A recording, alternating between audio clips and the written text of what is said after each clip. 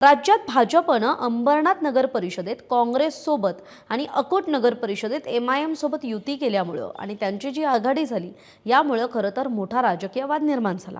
या टीकेनंतर मुख्यमंत्री देवेंद्र फडणवीस यांच्या आदेशानं अवघ्या काही तासात या दोन्ही आघाड्या किंवा या दोन्ही युत्या तोडण्यात आल्या। मात्र या घटनेनंतर अवघ्या 24 तासात बीड जिल्ह्यातल्या परळी नगर परिषदेत मात्र एक वेगळंच आणि धक्कादायक राजकीय समीकरण पाहायला मिळालं। ते म्हणजे परळीत राष्ट्रवादी काँग्रेस पक्ष आणि शिवसेना शिंदेंची शिवसेना यांनी एकत्र येत MIMला सोबत घेऊन युती स्थापन केली। गटनेत्याच्या निवडीत ही युती प्रत्यक्षात उतरलेली दिसून आली। विशेष म्हणजे या युतीत MIMच्या नगरसेविका आयेशा मोहसिन शेख यांचाही समावेश आहे। याच त्या नगरसेविका आहेत ज्यांनी निवडणुकीदरम्यान मंत्री पंकजा मुंडे आणि माजी मंत्री धनंजय मुंडे यांच्यावर गंभीर आरोप आणि आक्षेपार्ह आरोप केले होते। त्यामुळे ही युती अधिकच चर्चेत आली आहे। या नव्या राजकीय घडामोडींमुळे राज्याच्या राजकारणात नव्या चर्चेला तोंड फुटलंय। परळीतील या युतीवर शिवसेना उद्धव बाळासाहेब ठाकरे पक्षाचे नेते आणि विधान परिषदेचे माजी विरोधी पक्षनेते अंबादास दानवे यांनी जोरदार टीका केली। सोशल मीडियावर पोस्ट करत दानवेंनी उपमुख्यमंत्री एकनाथ शिंदेंना थेट टार्गेट केलं।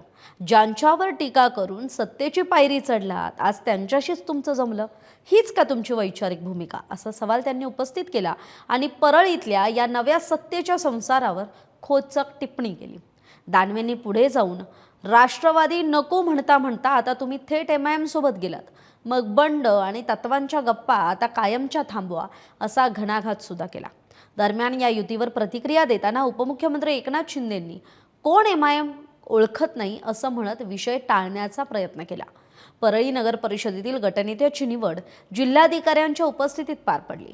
राष्ट्रवादी काँग्रेस पक्ष आणि मित्र पक्षांच्या गटनेतेपदी नगरसेवक आणि राष्ट्रवादीचे तालुका अध्यक्ष वैजनाथ सोळंकेंची निवड करण्यात आली।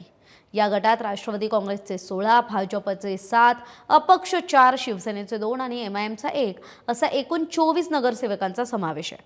दरम्यान भाजपने MIM सोबत कोणतीही आघाडी नाही हे स्पष्ट करण्यासाठी भाजपचे 7 नगरसेवक आणि 2 अपक्ष अशा 9 नगरसेवकांनी आपला स्वतंत्र गट स्थापन केलाय। पवन मुंडे यांची या गटनेतेपदी निवड झाली आहे।